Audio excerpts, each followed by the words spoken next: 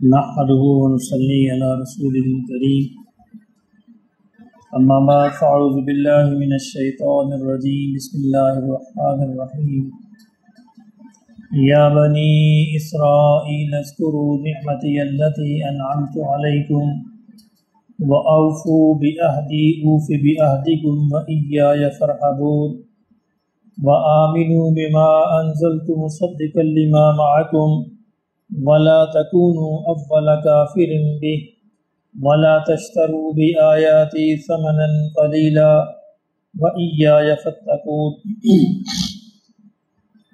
ولا تلبسوا الحق بالباطل وتكتموا الحق وأنتم تعلمون وأقيموا الصلاة وآتوا الزكاة واركعوا مع الراكعين أتأمرون الناس بالبر وتنسون أنفسكم وأنتم تتلون الكتاب أفلا تعقلون واستعينوا بالصبر والصلاة وإنها لكبيرة إلا على الخاشعين الذين يظنون أنهم ملاقو ربهم وأنهم إليه راجعون صدق اللہ العظیم۔ یہاں تک سورہ بقرہ کی تمہید چل رہی تھی، اب اصل مضمون شروع ہوتا ہے جو بنی اسرائیل کے حالات پر مشتمل ہے۔ سورہ بقرہ کے اندر آپ اکثر دیکھیں گے کہ بنی اسرائیل کے یہود کے موسیٰ علیہ السلام کے حالات کو، واقعات کو بیان کیا گیا ہے اور اس سے مسلمانوں کو سبق حاصل کرنے کا ایک اشارہ دیا گیا ہے کہ اس سے مسلمانوں کو سبق حاصل کرنا چاہیے۔ سورہ بقرہ کے بعد بھی بعض صورتوں میں بنی اسرائیل کا اور موسیٰ علیہ السلام کا ذکر آئے گا، اس لیے ضروری ہے کہ ہم یہ سمجھ لیں کہ بنی اسرائیل کسے کہا جاتا ہے، بنی اسرائیل کون ہیں، اور بنی اسرائیل کا ذکر جو ہے بار بار قرآن مجید کے اندر کیوں آتا ہے۔ بنی اسرائیل سے مراد یہ ہے اسرائیل کی اولاد۔ اسرائیل کون ہے؟ اسرائیل لقب ہے حضرت یعقوب علیہ السلام کا، اور اسرائیل کا لفظی مطلب ہوتا ہے اللہ کا بندہ، بالکل جس طرح عربی میں عبداللہ ہوتا ہے۔ اسرائیل عبرانی زبان کا لفظ ہے، اس وہیں سے عربی زبان کے اندر آیا۔ اسرائیل کا مطلب ہے اللہ کا بندہ۔ حضرت ابراہیم علیہ السلام کے دو بیٹے ہیں، اسحاق اور اسماعیل علیہ السلام۔ اسحاق کے بیٹے ہیں یعقوب۔ یعقوب کا لقب اللہ نے ان کو یہ لقب دیا تھا اسرائیل کا۔ اچھا، یعقوب علیہ السلام کے کتنے بیٹے ہیں؟ 12 بیٹے ہیں، جن میں سے ایک بیٹے کا نام یوسف ہے۔ آپ حضرات جانتے ہیں، مشہور کہانی ہے۔ ان کو اسحاق علیہ السلام کو اللہ نے جو علاقہ سونپا تھا تبلیغ کے لیے، وہ فلسطین کا علاقہ تھا۔ اسماعیل علیہ السلام مکہ مکرمہ کے اندر رہے، ان کے ذمے یہی علاقہ تھا، اور لیکن اسحاق علیہ السلام کو اللہ نے فلسطین بھیج دیا، چنانکہ اسحاق علیہ السلام اور ان کے بعد کی نسلیں جو ہیں وہ فلسطین کے اندر ہی رہیں، اور وہیں پر تبلیغ و دعوت کا کام جو ہے وہ کرتے رہے۔ اب اسحاق علیہ السلام کے بیٹے ہیں یعقوب علیہ السلام، وہ بھی فلسطین کے اندر رہے۔ کنان ایک علاقہ ہے وہاں کا شہر، وہاں وہ رہتے تھے۔ اور پھر یعقوب علیہ السلام کے آگے 12 بیٹے ہوئے، اور پھر یوسف علیہ السلام کے ساتھ جو واقعہ پیش آیا آپ جانتے ہیں، ان کو کنویں کے اندر پھینکا گیا اور وہ اس طرح مصر پہنچ گئے۔ جب یوسف علیہ السلام مصر پہنچے، مصر میں ایک لمبا عرصہ رہے، پھر اللہ کی حکمت ہے، اللہ کی اپنی قدرت ہے، بادشاہت ہے کہ وہاں پر وہ حکمران بنائے گئے، یعنی غلام سے حکمران بنائے گئے۔ مصر کے جو اصلی لوگ ہیں ان کا نام ہے قبطی، کوپٹک لوگ انہیں کہا جاتا ہے، ان کی حکومت تھی وہاں پہ، اور انہوں نے ہی، ان کے بادشاہ نے ہی ان کو اپنا وزیر بنایا، اور بعد میں یہ وہاں پہ بادشاہ بن گئے۔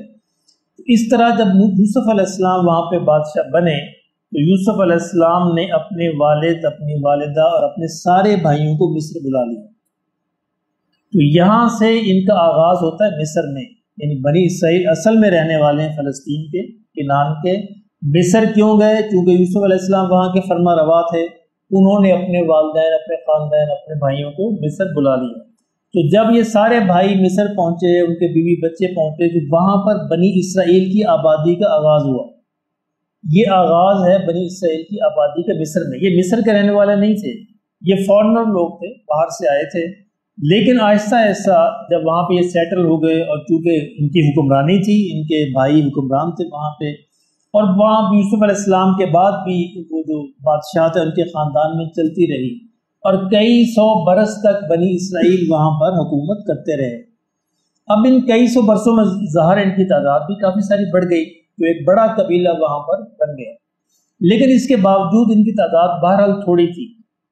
جو مصر کے اصل لوگ تھے، قبطی لوگ جو تھے، ان کی تعداد بہت زیادہ تھی، بالکل اسی طرح جیسے مسلمان جو ہیں یہ بر صغیر میں ہندوستان میں باہر سے آئے تھے، اور آج تک یعنی ہزاروں سال گزرنے کے باوجود جو مسلمانوں کی تعداد تھوڑی، یہ باہر سے آئے لوگ تھے، اور ہندوؤں کی تعداد جو یہاں کے اصل باشندے تھے ان کی تعداد ابھی بھی زیادہ ہے۔ تو یہی حال ان کا تھا کہ بنی اسرائیل کی تعداد بہرحال کئی سو سال گزر گئے تھے، ان کی تعداد تھوڑی تھی، اور مصر کے جو اصل باشندے تھے ان کی تعداد زیادہ تھی۔ مصر کے اصل باشندوں میں ہمیشہ ہر جگہ ایسے ہوتا ہے کہ اصل باشندوں میں کئی سو برس کے بعد یہ خیال جاگا کہ یہ لوگ ہم پر حکومت کیوں کرتے ہیں، یہ تو باہر کے لوگ ہیں، بنی اور قوم ہے، بنی اسرائیل ہیں، فلسطین سے آئے ہیں، ان کو تو باہر نکالنا چاہیے۔ چنانچہ ان کے خلاف تحریک چلی، اور پھر آہستہ آہستہ ہوتے ہوتے ہوتے مصر کے جو اصل باشندے تھے قبطی، ان کے ہاتھ میں حکومت آ گئی، اور ان کے جو بادشاہ تھے وہ اپنے آپ کو فرعون کہا کرتے تھے، یعنی فرعون ان کا لقب تھا، اس طرح وزیر اعظم ایک لقب ہے، صدر ایک لقب ہے، تو وہ صدر تھا۔ تو انہوں نے بدلہ لینے کے لیے پھر ہوتے ہوتے ہوتے حالت یہاں تک پہنچی کہ انہوں نے پورے بنی اسرائیل کو غلام بنا لیا، اور پوری بنی اسرائیل کی جو قوم تھی وہ قبطیوں کی غلام بن کر رہنے لگی، اور فرعونی جو ہے ان پر بہت زیادہ ظلم کرنے لگے۔ اب وہاں پہ ایک فرعون، پھر اس کے بعد دوسرا فرعون، تیسرا فرعون، بہت سارے فرعون آئے۔ سیدنا موسیٰ علیہ السلام کے زمانے میں جو فرعون تھا اس کا نام رامسس III تھا، لقب تھا اس کا بھی فرعون، وہ زیادہ ہی ظالم آدمی تھا۔ چنانچہ سیدنا موسیٰ علیہ السلام کو یہ مشن سونپا اللہ رب العزت نے کہ وہ اپنی قوم کو واپس فلسطین لے جائیں، اپنی قوم کو یہاں سے مصر سے نکال کر واپس کنعان کے علاقے میں فلسطین لے جائیں، یا تو یہ ہے کہ یہ اسلام قبول کر لیں، یعنی مصر کے جو لوگ جو ہیں موسیٰ علیہ السلام کا پیغام قبول کر لیں، اگر قبول نہیں کرتے تو دوسری شرط یہ تھی کہ پھر یہ بنی اسرائیل کو واپس جانے دیں۔ وہ بعد میں حالات آئیں گے، آپ پڑھیں گے کس طرح سارے حالات پیش آئے، اور بنی اسرائیل پھر کس طرح واپس اپنے وطن پہنچے۔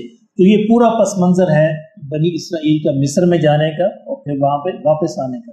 تو یعقوب علیہ السلام کی اولاد کو اور بعد میں ان کی ساری اولاد کو کہا جاتا ہے بنی اسرائیل، اور انہی میں پھر سیدنا موسیٰ علیہ السلام پیدا ہوئے۔ اور اللہ کی شان یہ ہے کہ اللہ رب العزت نے آخر تک نبوت اسی خاندان کے اندر رکھی، یعنی اسماعیل علیہ السلام کے خاندان میں کوئی نبی پیدا نہیں ہوا، آخر میں جا کے حضور اکرم صلی اللہ علیہ وسلم اسماعیل کے خاندان میں پیدا ہوئے۔ درمیان میں پورا جو ڈیوریشن ہے پورا وہ خالی ہے، درمیان میں کوئی نبی نہیں ہے۔ آخری پیغمبر ہے محمد صلی اللہ علیہ وسلم جو سیدنا اسماعیل علیہ السلام کے خاندان میں ہیں۔ اس سے پہلے سارے کے سارے نبی جو ہے کم و بیش 2500 سال تک یہ سارے کے سارے بنی اسرائیل کے اندر آتے رہے۔ ان کے پہلے نبی ظاہر ابراہیم سے شروع ہو کے، یعقوب سے شروع ہو کے، اور آخری نبی ہیں عیسیٰ علیہ السلام، وہ بھی بنی اسرائیل کے نبی ہیں۔ اور ان کے پھر 600 برس کے بعد نبی صلی اللہ علیہ وسلم کی پیدائش ہے، لیکن وہ بنی اسماعیل میں سے۔ اب بنی اسماعیل کو یعنی اللہ نے قوموں کی جو امامت ہے وہ اللہ نے بنی اسرائیل کو سونپ رکھی تھی، نبوت ان کے اندر تھی، گویا قوموں کے امام یہ تھے، بڑا ایک منصب تھا، بڑی ان کی وجاہت تھی، بڑی شان و شوکت تھی، اور ان کا اندازہ یہی تھا کہ نبوت قیامت تک کے لیے شاید ہمارے لیے ہی خاص ہو گئی ہے، ہمارے لیے پاس ہی آتی رہے گی، اس لیے کسی دوسرے خاندان کے اندر نبوت کا آنا انہیں بڑا عجیب لگا۔ اللہ رب العزت مسلمانوں کو بار بار ان کی پیغام اور ان کی باتیں، ان کی تاریخ، ان کے واقعات یاد دلا کے یہ کہنا چاہ رہے ہیں کہ تم ان غلطیوں سے بچنا ہے جن کو جو بنی اسرائیل نے کی ہیں۔ اللہ نے کہا کہ بنی اسرائیل سے میری کوئی رشتہ داری نہیں تھی، بس میں نے ان کو نوازا تھا، ایک اعزاز دیا تھا، ایک انعام کیا تھا میں نے ان پر، وہ اس انعام کے مستحق نہیں ٹھہرے، اپنے آپ کو انہوں نے انعام کا مستحق نہیں ٹھہرایا، چنانچہ میں نے ان سے یہ امامت چھین لی، جو امامت چھین کر میں نے بنی اسماعیل کو دے دی۔ نبوت کا جو اعزاز تھا بنی اسرائیل سے چھن گیا، اور نبوت کا اعزاز بنی اسماعیل کو مل گیا۔ اب اگر بنی اسماعیل بھی یہی حرکتیں کریں گے جو بنی اسرائیل نے کی تھی تو فرمایا تمہارے ساتھ بھی یہی انجام جو آج مسلمانوں کے ساتھ ہو رہا ہے۔ مسلمان بھی قوموں کی جو بازار ہے اسے کوڑا کرکٹ بن کے رہ گئے، ان کا کوئی وقار نہیں ہے، کیونکہ انہوں نے اللہ کی اس امانت کو، اللہ کے اس عہد کو توڑ دیا جس طرح بنی اسرائیل نے توڑا تھا۔ فرمایا کہ یا بنی اسرائیل، اے اسرائیل کے لوگوں، اذکروا نعمتی، میری اس نعمت کو یاد کرو، التی انعمت علیکم، جو میں نے تم پر انعام کی۔ کون سی نعمت؟ قوموں کی امامت عطا کی، قوموں کا منصب عطا کی، امامت کا اور نبوت کی جو تحفہ تھا وہ عطا کیا تمہیں۔ تو کس نے عطا کیا؟ فرمایا کہ میں نے عطا کیا، یہ تمہارا کوئی استحقاق نہیں تھا، تم نے اپنے آپ کو ثابت نہیں کیا تھا، میں نے عطا کیا تھا بس اپنے فضل سے۔ وَأَوْفُوا بِعَهْدِي، میرے عہد کو پورا کرو، اوفی بعہدکم، میں تمہارے عہد کو پورا کروں۔ کون سا عہد؟ عہد یہ لیا گیا تھا کہ تم نے ایک جو شریعت کی پابندی کرنی ہے، جو شریعت تمہیں تورات کی شکل میں دی گئی ہے اس کی پابندی کرنی ہے، اور دوسرے جو نبی آنے والے ہیں، آخری نبی، تم نے ان پر ایمان لانا ہے اور تم نے ان کا ساتھ دینا ہے۔ لیکن انہوں نے یہ دونوں کام نہیں کیے، دونوں کام توڑ دیے۔ وَإِيَّايَ فَارْهَبُونَ، فرمایا کہ مجھ ہی سے ڈرو۔ کوئی بھی کام نہیں، نہ اللہ سے ڈرے، نہ شریعت کو پورا کیا، اور نہ ہی رسول اللہ صلی اللہ علیہ وسلم کے بارے میں اللہ نے ان سے جو عہد لیا تھا اس کو پورا کیا۔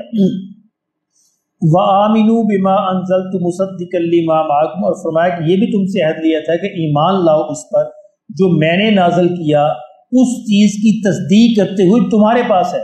یعنی تورات کی تصدیق ہوتی ہے قرآن سے، یہ تمہیں تو احسان مند ہونا چاہیے تھا کہ تورات کی تصدیق ہو گئی قرآن مجید سے، اس پر ایمان لاؤ، لیکن تم نے اس کو الٹ کیا۔ وَلَا تَكُونُوا أَوَّلَ كَافِرٍ بِهِ، اور سب سے پہلے اس سے کافر نہ بن جاؤ، یعنی تمہیں تو دوڑ کر سب سے پہلے اس پر ایمان لانا چاہیے تھا اور تم الٹا سب سے پہلے اس کے انکار کرنے والے بن گئے۔ وَلَا تَشْتَرُوا بِآيَاتِي ثَمَنًا قَلِيلًا، اور میری آیات کو تھوڑی قیمت پر نہ بیچو۔ کیا مطلب بہت ہی قیمت پر بیچ دیجیے؟ تھوڑی دیر میں بیچنا، بہت ہی تو بیچ دیجیے، اس کا مطلب یہ نہیں ہے، یعنی اگر تھوڑی قیمت کسی قیمت پر، یہ ایک محاورہ ہے، یعنی کسی حال کے اندر بھی نہیں بیچنا۔ یعنی اللہ کی آیات بیچنے سے مراد کیا ہے کہ اللہ کی آیات کو اپنے مفاد کے لیے استعمال کرنا، اللہ کی آیات سے اپنے مفاد کے احکامات کو بیان کرنا، جہاں مفاد ہو بیان کر دیا اور جہاں مفاد نہیں تھا اس کو چھپا لیا۔ یہ یہود یہی کام کرتے تھے۔ وَإِيَّايَ فَاتَّقُونِ، اور مجھ ہی سے ڈرو۔ وَلَا تَلْبِسُوا الْحَقَّ بِالْبَاطِلِ، اور حق کو باطل کے ساتھ مکس اپ نہ کرو، حق اور باطل کو گڑمڑ نہ کرو۔ وَأَنْتُمْ تَعْلَمُونَ، حالانکہ تم اس بات کو جانتے ہو۔ یہ کون سا حق اور باطل گڑمڑ کرتے تھے؟ یعنی تورات میں نبی صلی اللہ علیہ وسلم کے بارے میں جتنی پیشن گوئیاں تھیں، جتنی علامات، اس کو چھپا لیتے تھے۔ یہ چھپانا تھا حق کا، وہ موجود تھی اس کے اندر، اس کو چھپا لیتے اور وہ نہیں بتاتے تھے اپنے لوگوں کو۔ اللہ نے فرمایا کہ یہ کام نہ کرو۔ وَأَقِيمُوا الصَّلَاةَ وَآتُوا الزَّكَاةَ، اور نماز قائم کرتے رہو اور زکوٰۃ دیتے رہو۔ وَارْكَعُوا مَعَ الرَّاكِعِينَ، اور رکوع کرنے والوں کے ساتھ رکوع کرو، یعنی جماعت کی پابندی کرو۔ کیا مطلب ہے کہ نماز سب سے پہلے مسلمانوں کو نہیں ملی، یہ بھی غلط فہمی دور کیجیے۔ نماز ہر قوم کے اندر موجود تھی، یہ بنی اسرائیل کو کہا جا رہا ہے کہ نماز بھی قائم کرو، زکوٰۃ بھی دو۔ نماز اور زکوٰۃ دو ایسے حکم ہیں، حج بھی، جو ساری قوموں کے اندر موجود تھا، اور اسی تسلسل کے اندر نبی صلی اللہ علیہ وسلم کو مسلمانوں کو بھی عطا کیا گیا۔ فرمایا کہ أَتَأْمُرُونَ النَّاسَ بِالْبِرِّ، کیا تم لوگوں کو نیکی کا حکم کرتے ہو؟ وَتَنْسَوْنَ أَنفُسَكُمْ، اپنے آپ کو بھول جاتے ہو۔ یہ بہت بڑا جرم ہے، یعنی کوئی بھی ایسا شخص جو دوسروں کو نیکی کے بارے میں کہتا ہو اور خود اس پر عمل پیرا نہ ہو، یہ بہت بڑا جرم ہے۔ فرمایا کہ بنی اسرائیل کے جو پیشوا تھے، جو ان کے مولوی تھے، اس کو ربی کہا جاتا ہے، وہ کرتے کیا تھے؟ دوسروں کو تو بڑے اچھی اچھی باتیں بتاتے تھے، لیکن ان کی اپنی ذاتی زندگی بالکل اس کے خلاف ہوتی تھی۔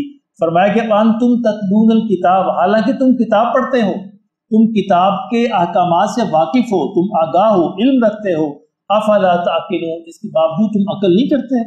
وَاسْتَعِینُوا بِالصَّبْرِ وَالصَّلَاةِ، فرمایا کہ جو یہ دعوت کا کام ہے، نیکی کا کام ہے، نیکی پھیلانے کا جو کام ہے، اس میں نماز اور صبر سے اللہ کی مدد حاصل کرو۔ یعنی یہ تم سے نہیں ہوگا، اللہ کی مدد سے ہوگا۔ اور اللہ کی مدد کیسے آئے گی؟ نماز کے ساتھ اور صبر کے ساتھ، نماز کی پابندی کرنا اور صبر کرنا۔ وَإِنَّهَا لَكَبِيرَةٌ إِلَّا عَلَى الْخَاشِعِينَ، فرمایا کہ یہ دونوں کام سخت تو بڑے ہیں، لیکن اللہ سے ڈرنے والوں کے لیے سخت نہیں ہیں۔ جن کے دلوں میں اللہ کا ڈر ہے، وہ ان کے لیے پھر نماز کی پابندی اور صبر کرنا کوئی مشکل کام نہیں رہتا۔ الَّذِينَ يَظُنُّونَ أَنَّهُمْ مُلَاقُو رَبِّهِمْ، وہ لوگ جو گمان کرتے ہیں، جن کے دلوں میں یہ خیال ہے، جو یقین رکھتے ہیں کہ انہیں اپنے رب سے ملنا ہے۔ وَأَنَّهُمْ إِلَيْهِ رَاجِعُونَ، اور انہیں اپنے رب کی طرف لوٹنا ہے، تو پھر ان کے لیے کوئی بھی نیکی کرنا مشکل نہیں رہتا۔ جیسے ہے نا، یعنی جب انسان کے دل میں یہ گمان ہو جائے، خیال یقین ہو جائے کہ مجھے بہرحال ایک نہ ایک دن جو ہے اللہ کے حضور حاضر ہونا ہے اور حساب دینا ہے، تو اس کے لیے کوئی بھی نیکی کرنا مشکل نہیں رہتا۔ نیکی کرنا اسی وقت تک مشکل ہوتا ہے جب تک انسان یہ نہیں سمجھتا کہ مجھے اللہ کے حضور پیش ہونا ہے، اور اگر اس کو پتہ چل جائے اور یقین ہو جائے کہ مجھے بہرحال ایک نہ ایک دن اللہ کے حضور پیش ہونا ہے اور اپنے ہر عمل کا حساب دینا ہے، فرمایا اس کے لیے پھر نیکی کرنا، نماز پڑھنا، جماعت کی پابندی کرنا، یہ سارے کام کرنا جو ہے بڑے آسان ہو جاتے ہیں۔ اللہ پاک ہمیں نصیب فرمائے۔